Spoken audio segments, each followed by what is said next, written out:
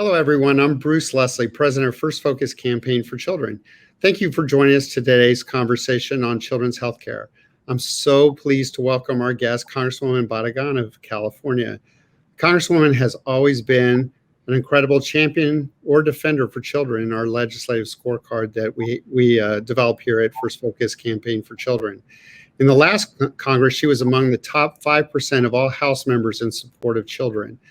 And the way that scorecard works is it basically measures, votes and bill introductions, co-sponsors. So anytime a member of Congress weighs in support of kids, and the Congresswoman is among the nation's leaders in Congress for our nation's children. She also has a unique understanding of the importance of creating a healthcare system that is equitable and responsive to the unique needs of children. In today's conversation, we will be discussing the Children's Health Insurance Program, also known as CHIP, and why it is critical that we make the funding for this program permanent. We will also discuss other ways we can ensure all children have access to affordable and quality health care. Congresswoman Barragán, thank you for joining us today. Thank you for having me. Congresswoman, as you know, the Children's Health Insurance Program is the only federal health insurance program without permanent funding and is subject to the continuous threat of expiration. In fact, during the Trump administration, it actually expired for 4 months.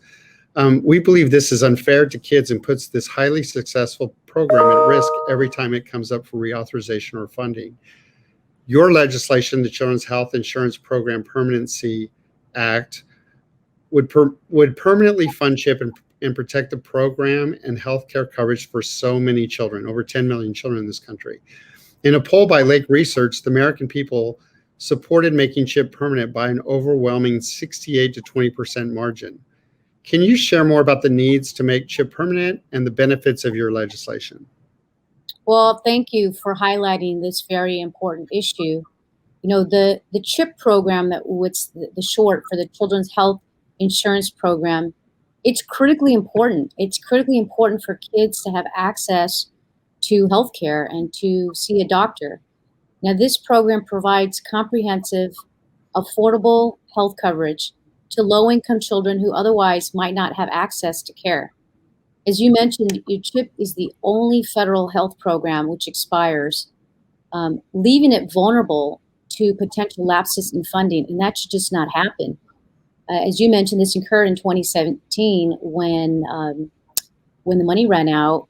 The authorization ran out, and there was concerns putting states at risk that they might run out of money for the program. And so that threatened the coverage of millions of children who rely on CHIP to get health care they need.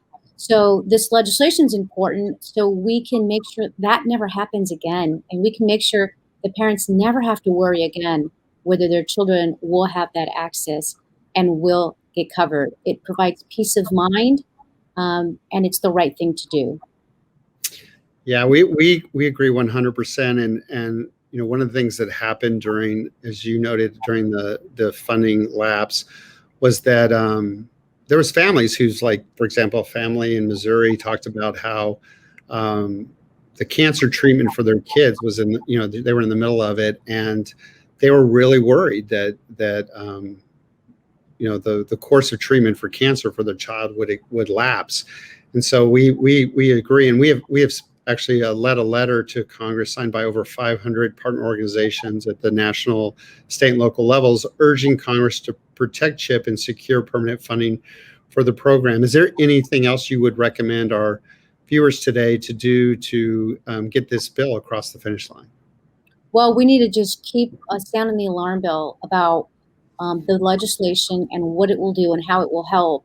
Look at everybody's for children. Everybody should be for children, and making sure that every child in America has access to get access to health care and to see a doctor, to get the preventive care. So keep making those phone calls, making sure that we're bringing awareness to this much needed, crucial program, because there is no excuse why we can't permanently fund this.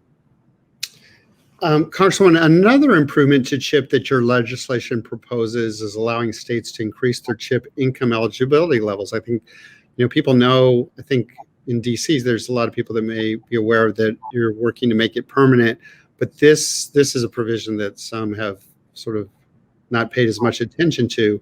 Many states' CHIP programs cover kids up to 300% of the federal poverty level, but 32 states do not. Those are the states in light blue in this chart. Texas, for example, only goes as high as 205% of the federal poverty level. This change in your bill will make a huge impact on families. What have you heard from families about how important this policy change would be to them? Well, at the end of the day, it's about giving that peace of mind. It's about making sure that parents don't have to worry about whether they're going to fall in that gap, which is why we're excited about the potential of making sure that everybody's covered with this provision. As many children as possible should have access to the comprehensive, affordable health coverage. And so the CHIP Act is one step to help us reach that goal. And as you mentioned, the bill makes it easier for states to include more children in the CHIP program without having to get federal approval. So it adds this option for states to expand the income eligibility for CHIP up to 300% for the federal poverty rate. Now, it reduces red tape to increase care, and I think that's what we need to focus on. How do we provide that access and do it as easy as possible? And parents want that. They want it to be as easy as possible. They want to be able to rely that CHIP's going to be there and that the coverage is going to extend to their children.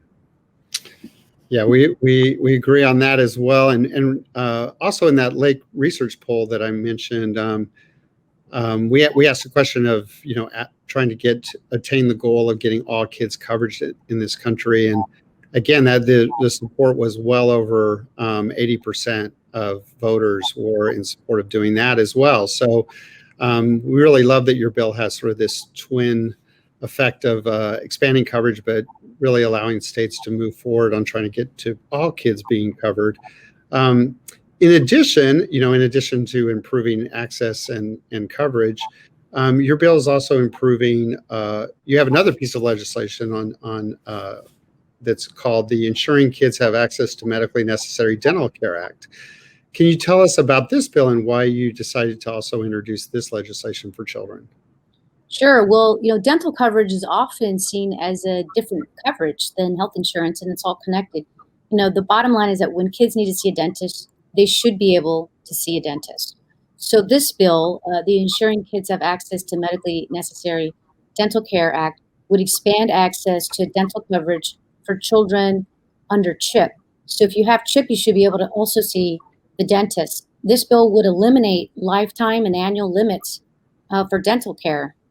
It will also require that states provide wraparound CHIP dental coverage, meaning that CHIP would cover dental services for eligible children who are not enrolled in CHIP.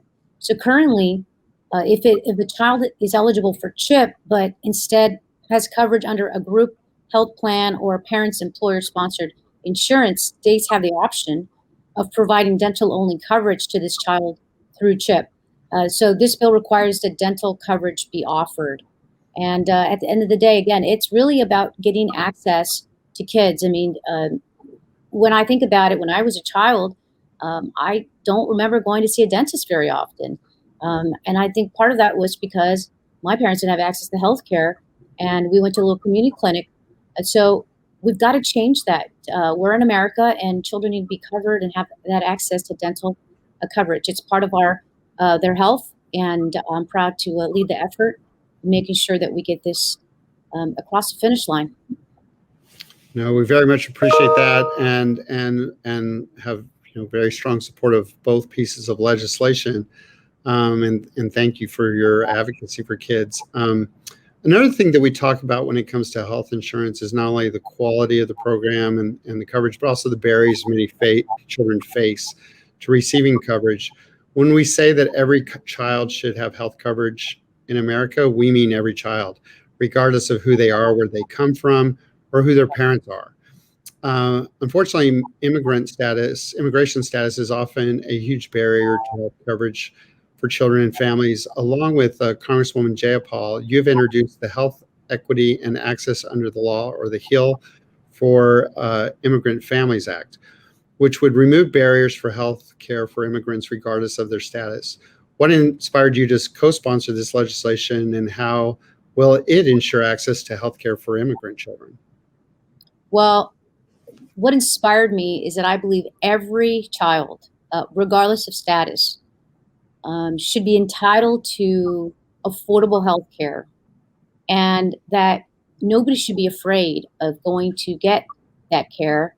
And right now, our current healthcare system fails when there is any barrier to a child receiving insurance coverage for diagnostic, for preventative, or essential health services that may be critical to their development. But when it comes to serving the needs of vulnerable groups of individuals like immigrant children, there are too many roadblocks. So, too many immigrants are afraid to get the care, or to take their children to get the care, because they are afraid they may be harassed by authorities. Maybe they feel that they will be a target, and that really shouldn't be the case when it comes to the health of our children. So, additionally, there is a law that makes immigrants wait 5 years before they can get access to health care through Medicaid and the CHIP program. I think this is wrong. We should make sure we are allowing that access. So, as a child of immigrants myself, I grew up understanding the access to affordable health care and how it can be a struggle for immigrant families. Uh, we are in a country where we should take care of our neighbor, our brother, our sister, our children, and not ask what their status is to give them that access. Yeah, we agree on that as well. I think that your point on the 5-year bar really highlights a really crazy policy for kids. For some kids, that's a lifetime. And when you think about things like cancer or a toothache or someone a child in need of glasses, or whatever the healthcare need of a kid is, the idea of asking them to wait 5 years for that is very disturbing. And in fact, one of the things the bill also does is add pregnant women would be a lot prohibited from having the 5-year bar too. And that's just ludicrous. That's a pregnant woman to wait 5 years to get coverage. So Right. I think this bill is really absolutely on point. And so we really thank you for your support of that too. So, in addition to that, I guess my last question for you is, you have always been you entered Congress, and from day one, you were either a champion or defender for our nation's children. And again, as I pointed out in the entire last Congress, you were among the top 5%. So what is it that makes you such a fantastic supporter of kids? And what advice do you have to all of us and our viewers to try to get more people to join you in being such a strong supporter for our nation's children and families? Well, I think a lot of it has to do maybe with our experiences in our childhood. I was the youngest of 11 kids, so I grew up in a house full of children all the time. And I saw the struggles when it came to healthcare and dental care access, and just in general, the differences, with families that had more means and families that didn't. So for me, it's just about making sure we can give children the tools that they need to stay healthy, because the for me, I see my job as to being one to advocate for children and everybody. And so, even though a child may not have lobbyists like certain industries do, my job is to help provide those tools. And so, I'm really proud to partner with your organization and all the work that you do to protect children, because they are the future of this country. And if we're not protecting them, if we're not giving the tools that they need, the access to health care, the access to dental care, then that means that they're going to be worse off, and that our planet will be worse off. So I'm just really proud to be able to help work with so many advocates on children. And my hope is that everybody will take a look inside and ask themselves, are you for the children or are you not for the children? Right? Everybody should be for children, regardless of status, regardless of what side of the aisle you're on. This is the humane right thing to do. We thank you so much, Congressman. We really appreciate all that you do for kids. And again, I would, for our viewers, I would urge them, as you noted, to please call your member of Congress and your senators and ask them to support the Congresswoman's CHIP Act.